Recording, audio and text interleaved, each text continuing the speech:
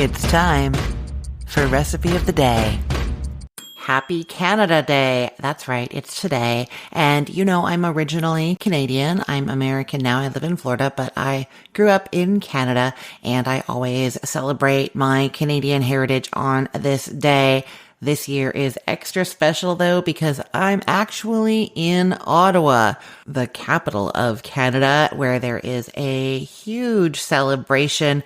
I haven't been here for Canada Day since I was in college, so it is very exciting. I will just say I, of course, recorded this before I left for this vacation, so I'm not in Ottawa as I speak, but I am in Ottawa as you listen. And so I thought that this would be a great time to share probably one of my favorite all-time cocktails with you. It is a Canadian cocktail called the Caesar, or sometimes called the Bloody Caesar.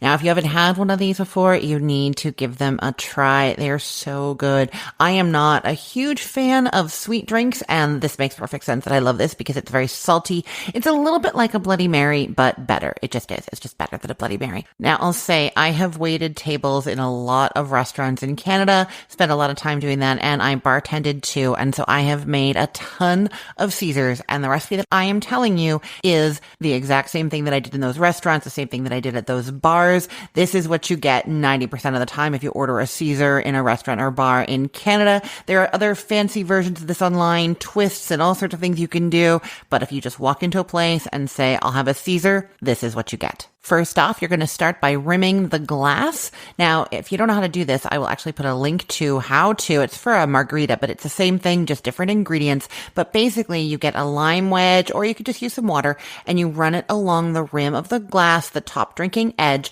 and then you get whatever you want your rimming ingredients to be, and you put them on a plate that's bigger than your glass. In this case, you're going with celery salt. That is the classic. You can mix in some Montreal steak seasoning. That's still Canadian sounding, right? But you need to have the celery salt. And then you just invert the glass onto the plate so that that moistened rim is now in those ingredients, and you just kind of like move it all around in there so that it's getting inside and outside of that top edge of the glass. Next, you put some ice cubes into the glass. I don't like a ton of ice in mine, so I would use like 4. Oh, and this is like a tall cocktail glass. You're not using a martini glass or anything short and stubby. It has to be a tall cocktail glass. Sort of the kind of thing that you would do like a Long Island iced tea in, maybe, if you can think of that. And really, usually what Bloody Marys are served into, those kinds of tall cocktail glasses. Okay, so I would put about 4 ice cubes into there. Then you add a little bit of Worcester sauce and a little bit of Tabasco right onto those ice cubes in your glass. I don't like very much of either of those, but it says 2 dashes of Worcester and 2 dashes of Tabasco. That is what I would typically put if I was making it for somebody else. If I'm making it for me, I would probably just do 1 of the Worcester and still 2 of the Tabasco, probably. Then you pour in 1.5 ounces of vodka, and then you add 4 ounces of very cold Clamato juice. What is Clamato juice? Well, the typical brand that people usually buy in Canada, and they have it here in the States too, is Mott's Clamato. I've never tried any other brand, so I do not know if there are other better ones. It is basically a blend of tomato juice, spices, clam broth, sugar, and MSG. I'm going to say it does not taste like clams at all. It really just tastes like salty tomato juice because of the MSG in there.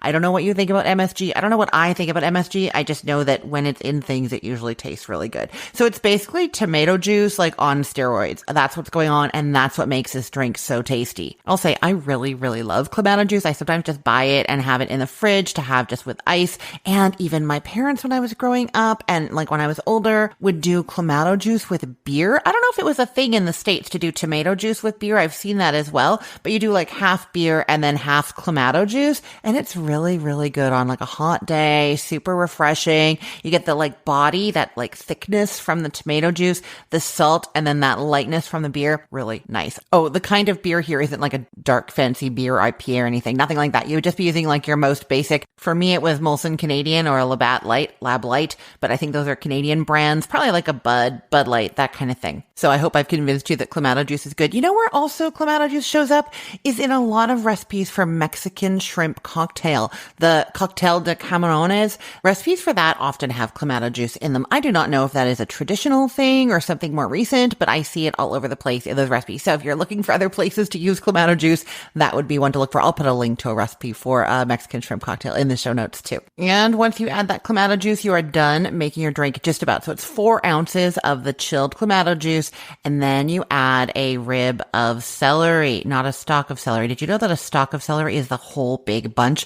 A rib is what one of those small things is called. So just 1 rib of celery goes right into the glass. I really love taking the celery out once it's been soaking in there for a little while and running it along the celery salt on the rim and biting in. That is one of my favorite things. You can garnish with other things, just like the Bloody Marys that we see all the time. People get creative with their Caesar garnishes. You could do salamis and cheese. You do shrimp. Oh, I have some really great ideas for some garnishes on Cook the Story. I will link to my 3 favorite Bloody Mary garnishes because all 3 of those would be perfect here as well. But that is basically it. That is the Caesar as you would have it at just about any restaurant or bar in Canada. And I am definitely going to have one today or maybe tonight while watching those fireworks. We're staying right on Parliament Hill. It's going to be amazing. I will put the link to this recipe in the show notes for this podcast episode, or you can head to cookthestory.com/ROTD and get it there. Everything there is arranged by date, so it's helpful to know that today is Canada Day, July 1st, 2025. You can also get this recipe by searching for it. I know you have cookthestory.com bookmarked already, right? Go there and search for Caesar, or go to google.com or your favorite search engine and search for Cook the Story Caesar. You will find it. I'm Christine Pittman from cookthestory.com, thecookful.com, the all-new chicken cookbook, and from this podcast, Recipe of the Day. I hope you have a great day. Let's get cooking.